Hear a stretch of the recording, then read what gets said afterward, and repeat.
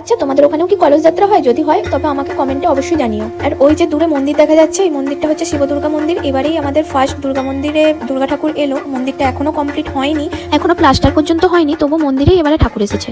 আর আমাদের কলোনির পুজো এই 5 বছরে পা দিয়েছে। এর আগে 4 বছর অন্য জায়গায় পুজোটা হয়েছিল।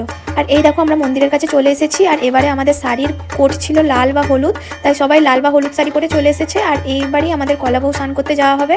আর ওই যে দেখো সাদা পাঞ্জাবি পরে আমার শ্বশুরমশাই হাতে বাচ্চাদের ভেপু বাজানোর বাঁশি নিয়ে এসে মাঝে মাঝেই বাজিয়ে দিচ্ছেন। তো এবার যাবে কলা বউকে স্নান করাতে। কলা বউকে স্নান করানো দেখে তোমরা তো বুঝতেই পেরেছো এটা হচ্ছে সপ্তমীর দিন সকালবেলা। চলো এবার তোমাদেরকে জানাই কলস যাত্রাটা কি আসলে।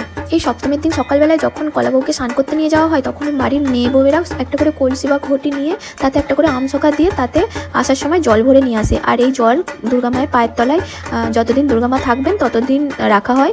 আর বিসর্জনের পর এসে সেই জল বাড়িতে নিয়ে এসে বাড়িতে ছিটিয়ে দেওয়া হয়। চলো এরপর নেক্সট পার্টে ফিরে আসছি।